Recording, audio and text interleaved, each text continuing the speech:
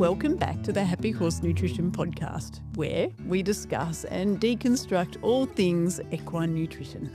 I'm Dr. Nerida, and today we are going to be discussing a topic that follows on from the brilliant conversation in last week's podcast with our wonderful microbiologist, Dr. Belinda Chapman. And it's a throwback to all of the work I did for my PhD thesis way back in the early 2000s, and that is feeding to keep the hindgut microbes healthy. So Dr. Belinda and I delved into a pretty deep conversation around the who is who of the hindgut microbes. And if you haven't listened to that episode of the Happy Horse Nutrition Podcast, I really recommend going and finding that one and having a listen, because it'll give you an understanding of who is actually in your horse's hindgut, who's living there, what do, how do they interact with one another. There's some really freaky stuff around, certain microbes building up populations and then doing certain things when their populations reach certain levels. But it's a brilliant conversation, and it will really open up your understanding of who the hindgut microbes are and why we need to be really conscious about how what we feed is affecting our hindgut microbes. Because we threw so much information at you in that podcast, I said to Dr. Belinda towards the end of that conversation, what is your simplest piece of advice for people when they're thinking about how the way they feed their horse is impacting their hindgut microbes? And she said, feed them a good diet.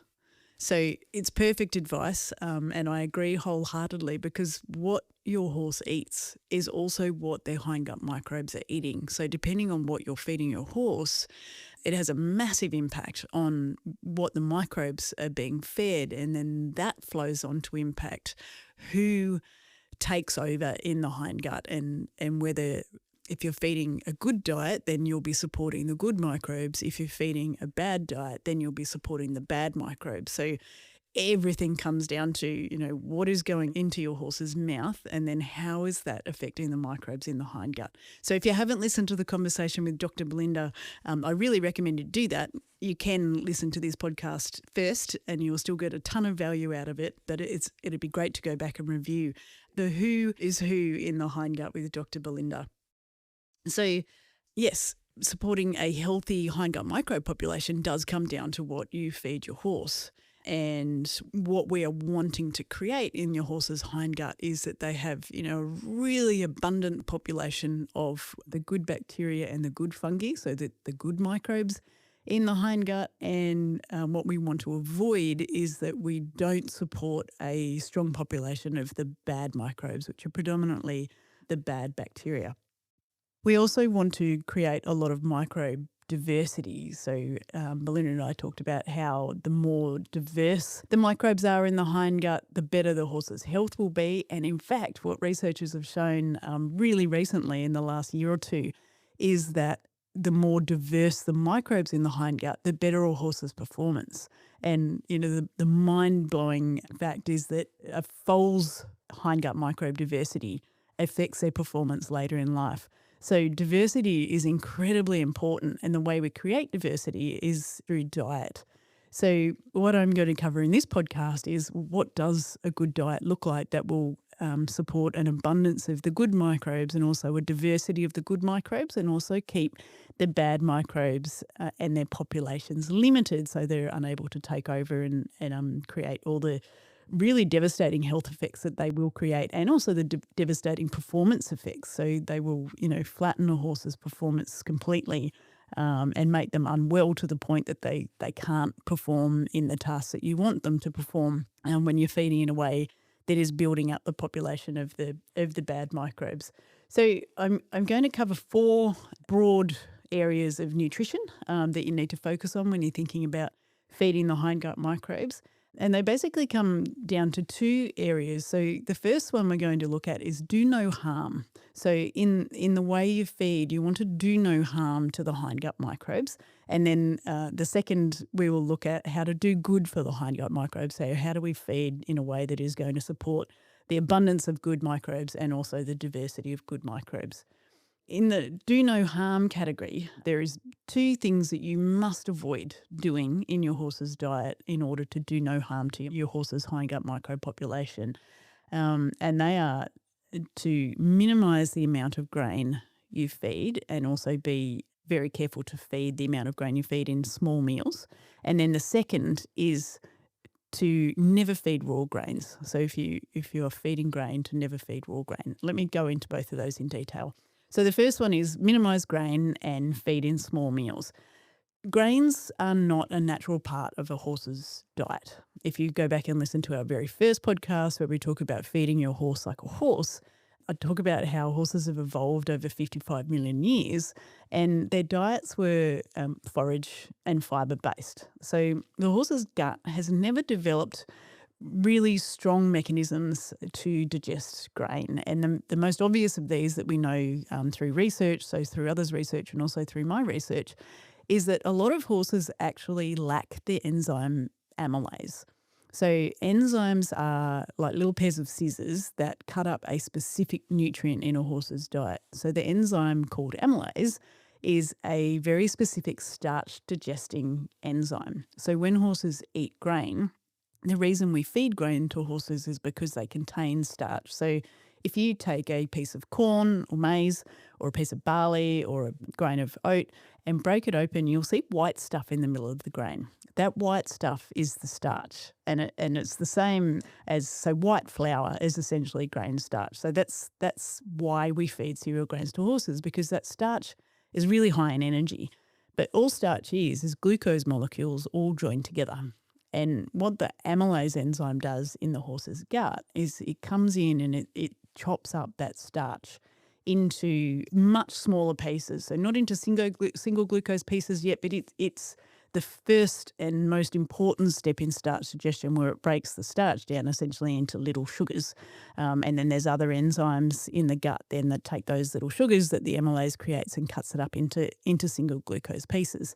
Now, that probably sounds a little bit technical to some of you who this is really new to, but what you need to remember is that there's a lot of horses that don't have very much amylase enzyme. And in fact, I went back and read some of the research around this that, I'd read sort of 25, 30 years ago. And it turns out that some horses have less amylase than cats. So cats are true carnivores, like they're designed to live and exist on a meat diet.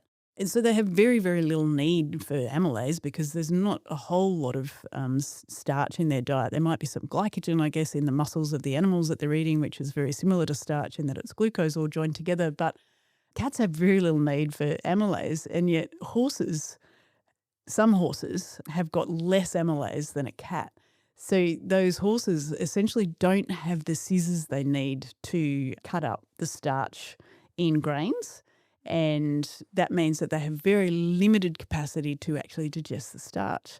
And what that means is if you go feeding horses like that have got very little amylase enzyme in their small intestine, the grain goes into their small intestine, but there's no scissors to do the chopping up and the digesting of that starch.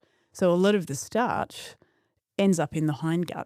And once it goes to the hindgut, it feeds what Belinda calls the weedy, greedy creatures, so the bad bacteria who, their favourite food is starch. And when you feed them, their populations explode. So some of those bad bacteria, so the starch-loving, their proper name is the amylolytic bacteria, some of those bacteria will double their population every 20 minutes. And I did some calculations a few months ago and blew my own mind because I'd never actually stopped to work this out. I've been saying this, it's written in my PhD thesis that, some of these starch-digesting, starch-fermenting microbes will double their population every 20 minutes, but I never actually stopped to work out what that means. So over time, so if they're doubling their population every 20 minutes, if you give them 18 hours, the potential number of microbes that could be there, doubling their population every 20 minutes after 18 hours, is a crazy big number. It's 18 quadrillion bacteria, which is 18 with 15 zeros after it. It's a huge number of bacteria. They won't actually do that because they'll rate limit themselves or they'll run out of food, so they won't ever actually get to those massive numbers, but their populations can just explode so fast. And this is why we need to be really careful when feeding grain to horses to minimise the amount of grain we're feeding, because if you start feeding grain, particularly to a horse that doesn't have a lot of amylase enzyme, and you start to load a lot of starch into the hindgut, and what you're doing is feeding those starch fermenting bacteria, and their populations just increase so rapidly. And then they're out competing the fiber fermenting bacteria and fungi, so that the fiber fermenting microbes, they outcompete them. So they essentially take up all the real estate in the hindgut and push your good microbes out. And not only that, when the amylolytic bad bacteria are fermenting starch, they're also producing a lot of acids. So they're producing a lot of volatile fatty acids, and they're producing a lot of lactic acid. And when they produce acid, they produce it either faster than the horse can absorb them in the case of volatile fatty acids, or in the case of lactic acid, it actually can't even be absorbed from the hindgut. So it just accumulates in there. And the pH, so the measure of acidity is pH, so the pH starts to drop. It becomes more acidic. And it only takes a reasonably minor shift in pH, so down to something below 6.2, where 7 is normal. So you only need to get down to 6.2, and your fiber fermenting microbes will start to die. They can't handle that acidic condition. So it's really, really important to minimise the amount of grain in your horse's diet for good hindgut microbe health, because the less grain you feed, the less chance you've got of putting a whole lot of starch into your horse's hindgut and feeding these weedy, greedy starch fermenting microbes and letting their population build up and allowing them to create a lot of acid and kill off your good fibre fermenting microbes. And as part of that as well is minimise the amount of grain, and then also feed the grain you are feeding in small meals. So a small meal for grain is less than 2.5 kilograms in one feed for a 500 kilogram horse. That's the standard recommendation given. I like to say feed as little as possible in any one meal, because the less you feed, the more chance you're giving the stomach to do its job. So you can go back and listen to the podcast on the gastrointestinal physiology. I think it's our second podcast, and it explains all the roles of the different parts of the gastrointestinal tract. But just really briefly, the stomach's job is to hang on to food and then to release it slowly into the small intestine, to give the small intestine and all the little pairs of scissors that the small intestine has to chop up food, gives it time to actually go through the process of starch digestion for your horse. So the smaller the meal you feed, the more you allow the stomach to do its job and just hold on to food and release it slowly into the small intestine. And the slower it's released into the small intestine, the more efficient that digestion process will be. So the more time you allow the small intestine enzymes to do the cutting, and also the less work you're giving them to do at any one time. So if you're putting just small amounts of grain into any one meal, you're giving the enzymes the horse does have maximum opportunity to actually get around, to get physically in contact with that starch and cut it up so that it's digested and absorbed in the small intestine and it doesn't end up in the hindgut. The second part of do no harm in terms of what you feed and how it affects hindgut microbes is to never feed raw grains. So a raw grain is any grain that hasn't had some sort of heat and moisture processing. So it would be things like any whole grain, so whole barley or whole corn, which are not commonly fed, but I do see them fed sometimes. But then any cracked, any rolled, any sliced, there seems to be lots of different names for raw grains these days, but it doesn't matter what someone calls a raw grain. If the grain hasn't had some sort of heat treatment that has also involved water, that's a really important point, that grain is not going to be very digestible.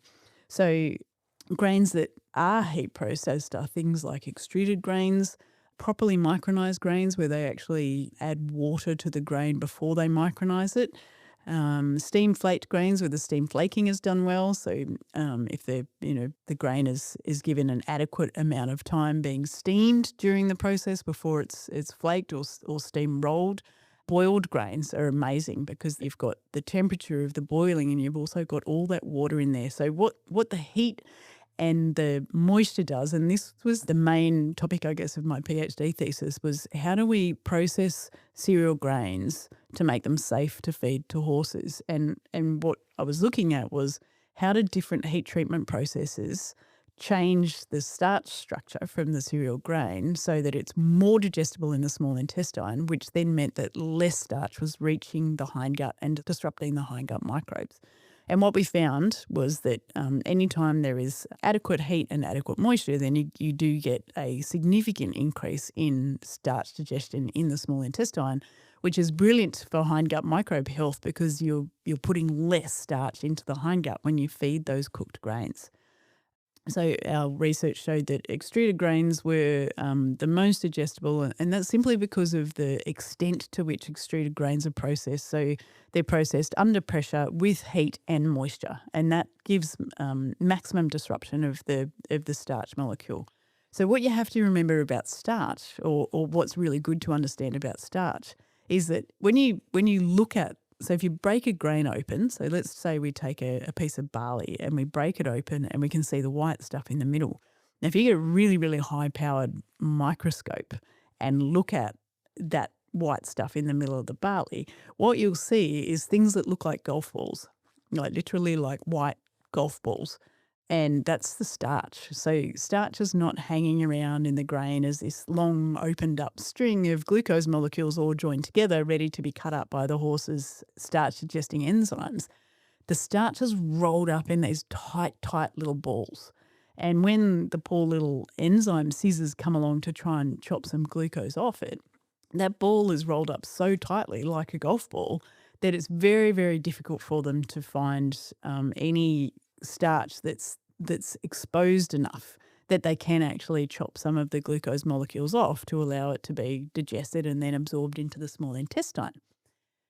So what the heat processing does is disrupts that golf ball structure. So instead of the starch in a raw grain, which is like a golf ball and really hard to digest, the starch in an extruded grain, as an example, is much more opened up. So it's more like a, what have I got coming to mind? Like a bird's nest, if you like. I was just pruning I have an ornamental grapevine out the front of my house, and we have these beautiful little top-notch pigeons that come and nest there every year. So we get to watch these babies grow up, and they're so adorable. But their nests, I look at their nests and I think, how do these babies not fall out of these nests? They're these funny, they're just sticks and they're all stuck together. They're not very, there's not really a side on them. But I guess that it's a good... visually in my mind, because I can see these nests, like they're just an open structure. When you open starch up to be an open structure like that, it's much easier then for the enzyme scissors to come in and just chop all of the starch up into single glucose pieces because they've got access to them. So when starch is raw, in a raw grain, it's like a golf ball. And when it's cooked, it's this big open structure with essentially, the starch then opened up, and you can get access to the strings of glucose, and the enzyme scissors can come up and cut that starch up into glucose. And then, of course, the glucose is absorbed from the small intestine into your horse's body, and that's the way your horse gets access to the energy. So an extruded grain, you'll get 80% plus of the starch, say in a corn or a maize, you'll get 80% plus of the starch that grain contains digested and absorbed as glucose from the small intestine. And that's brilliant because then that glucose goes on to replenish your horse's muscle glycogen supplies, and you get maximum energy out of that grain when it's digested in the small intestine. By contrast, a raw grain, so let's say raw corn, when it's fed, less than 30% of the starch is digested and absorbed from the small intestine, which means 70% of the starch that corn contains, and it's the same statistic essentially for barley and wheat and rice when they're raw, 70% of the starch they contain ends up in your horse's hindgut. And that's the worst thing possible you can do for your horse's hindgut health, because you've then fed the bad microbes their favourite food, and they are literally like the gremlins of the hindgut. You've fed them their favourite food, they explode in population, and they either severely disrupt or wipe out your horse's good microbes. So if you take nothing else away from this podcast, it is never, ever, ever feed raw grain to a horse. Now, the exception to that is oats. So if anyone's thinking, I feed whole oats to my horse, Whole oats is okay, and there's a couple of reasons why, and actually oats fascinates me with horses. It's like they're meant to be together. So there's two things we know about oats that make them the exception. The first is that the oat starch is just naturally more digestible in the horse's small intestine. And something really cool that we found when I was doing my research is that a horse's natural amylase enzyme is actually more efficient at digesting oat starch than the bacterial and fungal enzymes we use, in a lab situation to break down starch. So it's like oats and horses get along. So the horse's amylase enzyme, the pair of scissors that the horses have in its small intestine, is actually really good at cutting up oat starch. And then the second thing that we know through research is that even when, or if and when oat starch does get into the hindgut, it tends not to feed the weedy, greedy, bad bacteria as much as a starch from, say, a wheat or a corn. So even when the starch does get into the hindgut, it doesn't disrupt the hindgut the way that starch from other grains will disrupt it. So oats is your exception to this rule. You can feed oats whole. I still prefer to feed oats steam flaked. You do still get better digestibility, but you can certainly feed oats whole. The only time I would say don't feed oats whole to a horse is that, and particularly with young horses, if they're not chewing the whole oat, they're not getting any benefit from it. So if you're looking at a particular horse's manure and you're feeding that horse whole oats and you're seeing a whole heap of whole oat turn up in the manure, it's telling you that that horse is a bit lazy when it comes to chewing and that a lot of that oat is going through your horse whole. Now, that's not hurting the horse as such because seeds are designed to travel whole through a horse's gastrointestinal tract or any animal's gastrointestinal tract because that's how the plant gets itself distributed around and then gets to germinate inside a really high nutrient, lovely environment for a plant to grow. But it means that your horse is getting no benefit from it. So you're feeding it, but they're not actually digesting anything from that oat. So you'd be better off using either a steam floaked oat if you really want to feed oat so that the seed coat's already broken open and there's not as much requirement for the horse to chew. Or you'd be better off feeding with a horse that doesn't chew well or can't chew well if it's an older horse that doesn't have good teeth. You'd be better off feeding something like an extruded grain because they're pre-ground before they're extruded. So there's really very little need to chew well because those feeds are already ground up. So just to recap that little section on the do no harm to the hindgut microbes, minimise the amount of grain you feed. So definitely no more than 1% of your horse's body weight. So if you've got a 500 kilogram horse, that's no more than 5 kilos per day. And this applies to every type of horse, including thoroughbred race horses who are typically fed, 7 kilograms or more if you're talking pounds, more than 14 pounds a day of grain. It's too much. Their guts can't handle that amount of grain and you're causing a whole heap of problems, and I will do a specific podcast on that for race horses, but you're going to be pushing so much starch into the hindgut feeding at those levels that you will be essentially wiping out that horse's good microbes, and then you're having all sorts of negative flow-on effects. So reducing digestion, you're affecting the immune system, you're causing leaky gut, you're causing systemic inflammation, which then goes around and chews up all your horse's muscle glycogen because, the inflammatory response is so energy hungry. So if you've got performance horses and you're feeding more than that 1% of body weight per day, you absolutely need to reassess the horse's diet, get those grain levels down, get your forage levels up, because it's not best practice by any stretch of the imagination to be feeding more than 1% body weight of grain in any diet. Now, you can definitely use the Happy Horse app to balance your horse's diet. So the Happy Horse app will take into account how much grain the horse is getting, how much forage the horse is getting, and of course make sure all of the other nutrients are balanced too. But it will guide you on making sure that the way you are feeding is supporting your horse's hindgut microbes and prevent you from overfeeding grain. And then the second part of the do no harm, of course, is never feed raw grains. And it's a never, ever, ever, ever feed raw grains to a horse. All you are doing is feeding the bad microbes in the hindgut and then causing all of those negative flow-on effects that I just mentioned. So moving on from that section, I now want to have a look at how do we do good for the hindgut microbes, because there's so much we can do to support the good microbes in the horse's hindgut. And then when we support those good microbes in the hindgut, oh my goodness, they control nearly everything.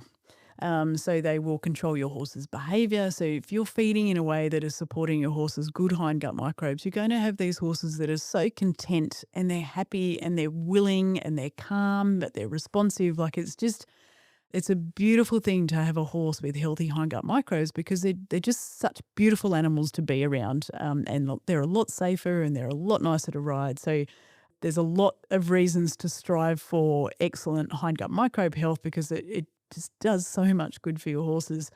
It also controls their immune system. So, a horse with a healthy hindgut microbe population is going to have a really strong immune system.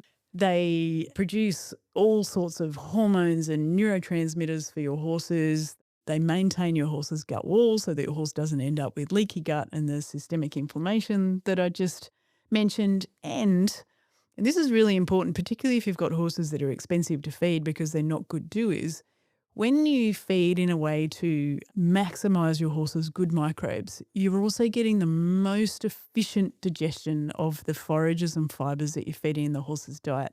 So I love Dr. Belinda's analogy of saying that the more good microbes you have in the hindgut, the more types of Swiss Army knives your horse has got access to, or the microbes have got access to actually cut up and digest the forage and the fibers that your horse is getting. So if you can think about, if you're feeding in a way that's supporting all of these good microbes, you're also giving your horse the maximum chance of extracting as much nutrient out of everything that you feed it in the diet, which means that you will get better weight gain and a better ability to hold weight on less feed.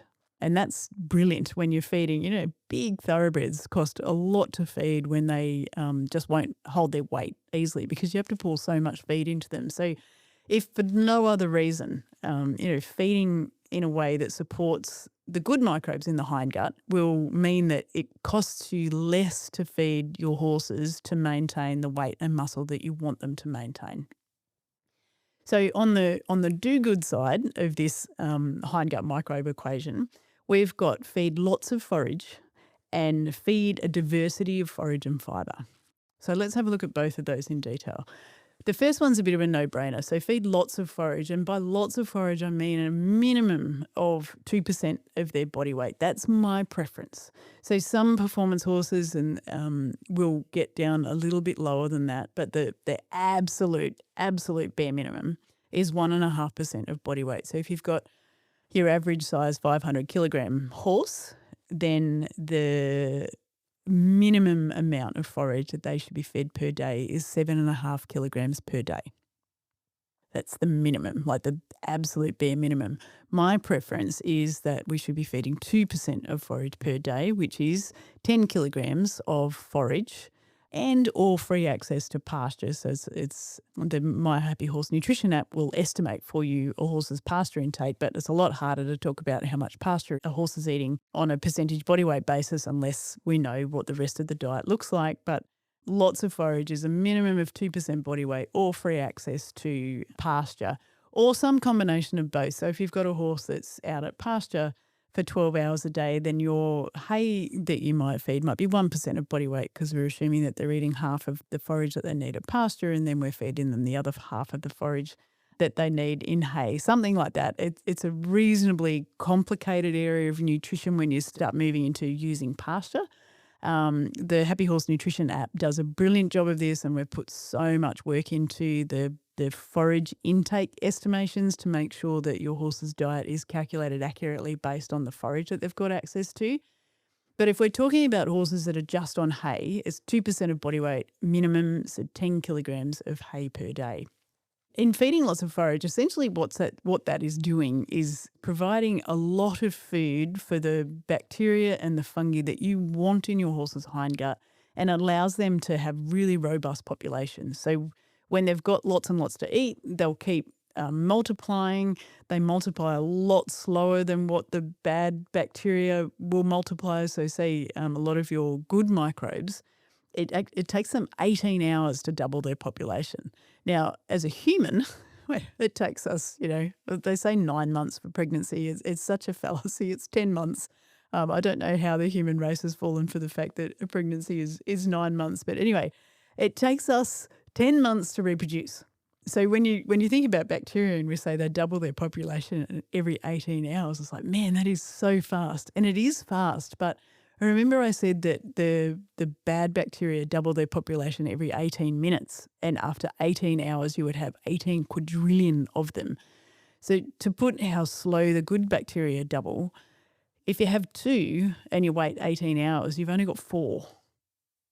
So it's slow in the world of bacteria. But when you can feed them a diet that has got lots of forage, what you're doing is providing them a constant source of nutrition, which means that they'll be constantly replicating themselves and reproducing and doubling their population so that there's always a really strong population of good microbes in the hindgut. The second part of doing good for the hindgut microbes is to feed a diversity of forage and fibres. And I love how Dr. Belinda described this. She said, when you put out a diversity of food, you'll get a diversity of microbes who are going to rock up for that buffet. When you understand that all the microbes have got a different favourite food, so and a different favourite type of fibre. So the more different types of fibres and forages that we can get into a horse's diet, the more we are going to support a diversity of the bacteria, because the ones that have that particular fibre as their favourite are going to turn up for the buffet and they will create a strong population of their own type of bacteria, which means you get a diversity of microbes. So you get lots of different types of good bacteria and lots of different types of good fungi because you're providing a banquet essentially of their favourite fibres that they'll come and exist on. And the reason this is important is there's a lot of reasons why this is important, but one of the reasons this is important is that a horse with a really diverse microbe population has got a hindgut that is a lot harder to knock out of balance. So we talk a lot in human nutrition about dysbiosis, so microbial dysbiosis or gut dysbiosis, and that is where your gut microbes have been knocked out of balance. So you've got ones that you don't want in there and less of the ones that you do want in there. So exactly the same thing can happen in your horse's hindgut. So when we feed in a way, so you feed either raw grains or you feed too much grain, you then favour the bad bacteria and the gut goes into a state of dysbiosis where there's too much bad bacteria and not enough of the good bacteria and fungi. But dysbiosis can also happen through stress. So if you, let's say, take your horse to a competition for the weekend, your horse is travelling, your horse is competing, your horse is surrounded by strange horses that it doesn't know. It's being asked to work. There might be some level of heat stress involved if it's during the summer and it's hot. There's lots and lots of different stresses that the horse is under during competition. And it doesn't matter how well you look after your horses. So even horses that are, perfectly cared for while they're travelling and while they're away at competition, it's still stressful for the gut. But a horse with a really diverse microbe population, the gut microbes will do a bit of a wobble. And then they'll get very quickly back to what their normal healthy state is. A horse's gut that has got less diversity can potentially be knocked out of balance by stresses like that. And it also takes them longer to get back to what was normal for them. So if you've got, say, Belinda talks about an endurance horse in the podcast with her, if you've got an endurance horse that goes and does even an 80-kilometre ride, like it's a big deal for a horse to do that. If they've got a less diverse microbe population in their gut, it takes them a lot longer to recover and get back to normal. And then if you're stacking rides on top of one another and you're never letting the gut get back to normal, then you end up in a much worse place than you started. So this diversity is so important from the perspective that, the horse can undergo some stress, the microbe population will wobble a bit and then it'll go back to normal versus being knocked into dysbiosis. The diversity is also really important from the perspective of all the different microbes do something different in your horse's gut. So they digest different fibres for a start. So the more diversity you've got in your horse's hindgut, the more chance your horse has got of having all of the Swiss Army knives it needs to break down all of the different fibres that your feeding it, which means that your horse is extracting the maximum amount of energy out of those fibers, and they'll be a lot better doers than they would be if they had a less diverse hindgut microbe population, and then the microbes that were in there didn't have all of the enzymes, all of the scissors, all of the Swiss Army knives they need to actually break down the fiber that you're feeding the horse. And, there's some gut bacteria that are responsible, for example, for maintaining the gut wall integrity. So for keeping your horse's actual gut wall strong and healthy and not letting it leak stuff into the body that it shouldn't be allowing into the body. So there's so many different roles for these microbes. There's the immune function roles. And the more we can feed a diversity of forage and fiber, the more we support that microbial diversity, and then the more chance we've got of having all of the workforce your horse needs to do all of the jobs that they're meant to be doing to keep them in the best health. And the way we create this diversity of forage and fiber in the diet is, first of all, to be really conscious of how much variety your horse is getting in terms of pasture and hay. So if you've got pasture, and particularly if you're in the fortunate position of being able to plan your pastures and or in the fortunate position of being able to actually influence what is growing in your pasture, either by sowing different species or managing it slightly differently so that you're allowing other plant species to be there, creating as much plant species diversity in your pastures as possible is a perfect place to start getting this forage and fiber diversity into your horse's diet to then go on to support microbe diversity. Planting monoculture pastures means that you're only giving your horse access to one type of forage, and then that one type of forage will be then going on to support a limited number of bacteria and fungi, and then your horse will lose diversity in its hindgut. I remember years and years ago there was a big warm blood stud down in eastern Victoria. And I was sent out there as I was working a lot with prides back in those days. And I was sent out there onto that farm to have a look at these horses and try and figure out why they weren't doing so well. And I couldn't figure it out. This was probably 20 years ago. And, the horses were on this pasture. We knew what we were doing pasture tests. So I knew what the mineral levels were in the pasture, and they were on a balancer pellet. And so, they were getting all of their vitamin and mineral requirements met. And at that stage, we didn't understand this fiber diversity piece, and we didn't really understand the microbe diversity piece either, and we didn't understand all of the roles that we know microbes have, or at least I didn't. I'm sure that in the research they were starting to have a much better understanding, but I hadn't discovered it at that point. And I was so baffled, thinking, why are these horses just, their coats were rough, and there was issues. I can't remember specifically now what the issues were, but there was issues that I just couldn't get a handle on. But now when I look back, the pastures those horses were on, they looked good enough to eat. I still remember the pastures, but they were pure ryegrass.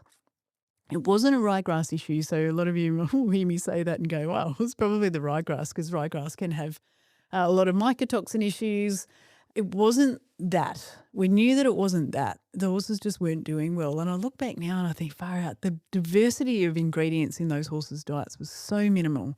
So they were on ryegrass, and then they were getting a balancer pellet. And the majority of the balancer pellets, as a lot of them are, was wheat byproduct. So meal mix can be called by a million different names around the world, but essentially the pollard and the bran off the wheat grain, and maybe a little bit of lupin or faba bean, something like that. But the macro ingredient diversity of those horses' diets was so minimal, which meant the fibre diversity would have been really minimal. And I'd love to be able to go back now and actually take a manure sample and ask Dr. Belinda to test that, and we actually have a look at the microbe diversity, because I'm pretty sure that we would see that the diversity of the microbes in those horses' diets was quite poor. And had we been able to change that by putting, a much more diverse mix of plant species into those pastures rather than just growing ryegrass pastures, we would have seen a big improvement in health. So do be really conscious, if you can be, of pastures. I'm so incredibly grateful every day I go out into my horses' pastures to see the number of species that I just by chance have ended up with. And it's really interesting too. My horses, I've got one horse, so Poet, who is he's rising 22. He is the foal of the horse that I had as an 8-year-old kid. So, his mum was with me for so long. I had her for 26 years. And then He's now been with me unbelievably for 22 years. But on our previous property, the pastures were dominated by a grass called Queensland bluegrass. It doesn't really matter the grass because it wasn't the specific grass's fault, but pretty much the horses were existing on Queensland bluegrass. And at the time, I was like, oh, this is great because it's a warm season grass. It accumulates very little sugar and starch. And at the time, I had 3 horses that were all prone to laminitis. So it did make it quite easy to manage them from that perspective. But come spring, I used to get just wild sown oats coming up in that pasture. And I was always strip grazing them. So if I, for whatever reason, was feeling more generous than I should have when I would move the fence, and or we just got to a patch of the pasture and where I moved the fence that day, there was a lot of oats, Poet would get colic. And it baffled me again. I couldn't figure out why. I'm like, this horse is on such a good diet and his gut should be healthy. And I couldn't figure out why. And it was just a gassy colic. So usually by the time I'd call Dr. Doug, my vet, and he would get there, or he would say to me, just sit tight and see what he does. Like it would generally resolve itself. There was 2 days that I remember where we actually had to give him pain relief, and the rest of the time, within half an hour to an hour, it will have resolved. It wasn't severe colic, but it was colic. And, he was lying down the ground. He was visibly distressed. Like, it wasn't subtle. It just wasn't severe. And I started thinking, wow, it must be the oats. And still I couldn't figure it out. I'm like, why? I mean, it can be high in fructan, and then it will ferment rapidly, and that can produce gas. So there was process there for it to happen. But the interesting thing is, and I touch wood as I say this, since moving to this place where, I would be able to easily count 10 or 12 different edible species of plant in my horse's pastures now, he has not colicked.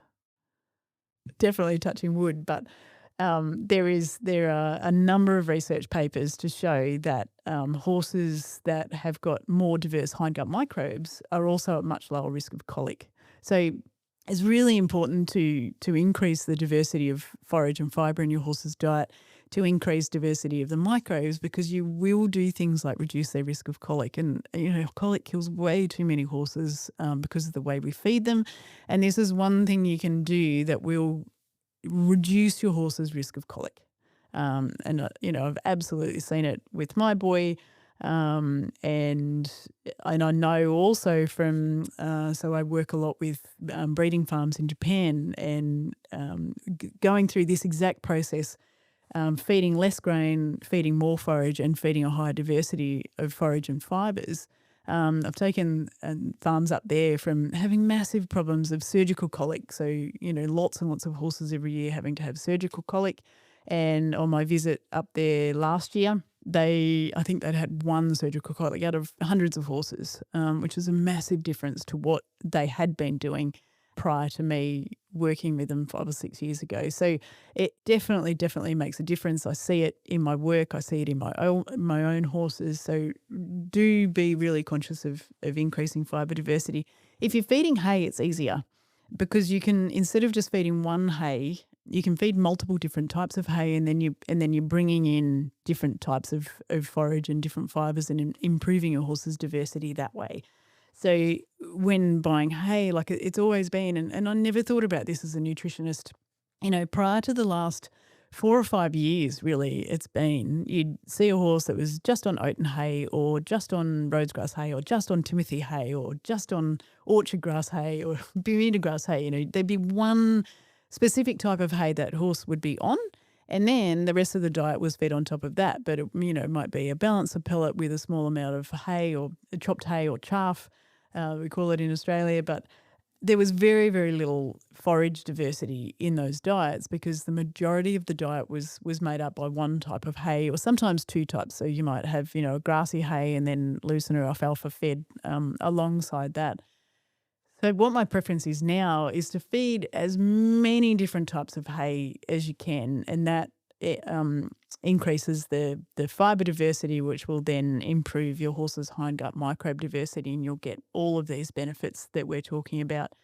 And then you can also think about, well, what else are you feeding to your horse, and how else could you get different types of fibre into the diet? So if you're needing to feed your horse a little bit of extra calorie or extra protein, then how can you do that and also bring in some different types of fibres? So We have a lay here with us. She's a almost 17 hand off the track thoroughbred. So she finished racing 12 months ago, and we're actually testing her hindgut microbe throughout the first 12 months of her time off the track to see how we can shift it. So I'm really, really conscious of the different types of fibre that she's getting, and she's also, she's an off the track. So we've been feeding her to maintain her weight. We're in the second 6 months of her being off the track now, so we're also feeding her to build up a little bit of muscle. But her diet contains lupins and lupin hulls. It's got some beet pulp. It's got some copra meal. We were feeding some hemp hulls, and then she's got complete feeds that have got also a diversity of other ingredients in there. So we're bringing in little bits of other fibre. So if you looked at her whole diet, there's also some barley and some faba beans and soybeans. So all of those ingredients have got fibre in them to some extent. Some of them are very high in fibre, like the beet pulp and the copper meal, and some of them have only got small amounts of fibre, like the soybean. But they're still all different types of fibre. And in feeding all of those different types of fibres, because there's a really diverse macro ingredient diversity in the diet, I think I'm saying the word diversity a lot more than I need to, but sorry about that.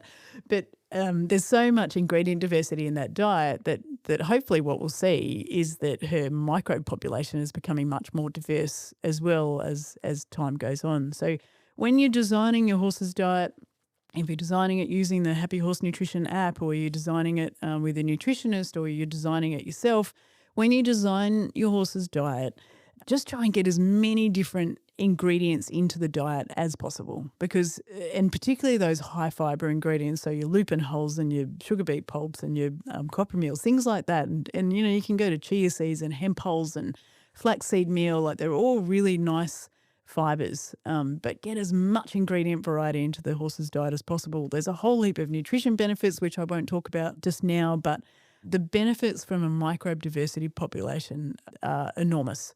And you will create a more diverse hindgut microbe population when you've got diverse fibres in the diet.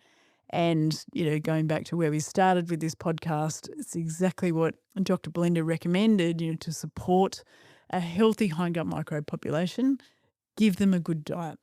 And that good diet, just to recap for you, do no harm by minimising grain and feeding small meals, and never, ever, ever feeding raw grains, with the exception of oats. And then do good. So feed lots of forage, minimum of 2% of your horse's body weight in forage per day, which is 10 kilos for a 500 kilo horse if you're feeding hay or it's free access to pasture. And then be really conscious of the diversity of forages and fibres in your horse's diet. Get as much diversity as you can. If you are someone listening to this that is just feeding one type of hay to your horse, go out as soon as you can and find one extra type of hay and get that into your horse's diet as soon as possible. And then over time, try and incorporate other types of hay into your horse's diet so that you really do increase that forage and fibre diversity in your horse's diet to improve the microbe diversity in your horse's hindgut. It's such a fascinating area of nutrition. I love it. I could sit here and talk to you all day about it. That's a high level view. Next week, what we'll do is dig into measuring hindgut health. So you're doing all of this work, hopefully, on improving your horse's hindgut microbe population. We'll talk next about how do we actually measure it? And there's some visual ways you can measure it. There's some very simple tools you can use. You can just buy from a hardware store to measure it for $25. And there's, of course, the analytical ways that you can measure it as well. So we'll talk about that in our next podcast. For now, go and check your horse's diet. If you haven't already, go and download the My Happy Horse Nutrition app and get your horse's diet in there to have a look. It will give you a gut health rating score. So it'll take all of these factors of your horse's diet into account and give you a rating so that you can see where your horse's diet is at in terms of hindgut microbial health. And tune in for our podcast next week so that you can measure your horse's hindgut health and whether you're on the right track or not. Thank you so much for joining me. Thank you for listening right to the end. If you have enjoyed this podcast or any of our other podcasts, I'd love you to give us a 5-star rating and share the podcast. Let your friends know. We're so committed to improving the lives of horses through better nutrition. And the more you can tell your friends about this podcast and have them also listen to this information, the better all of our horses' lives will be. Thank you, and I will catch you again soon.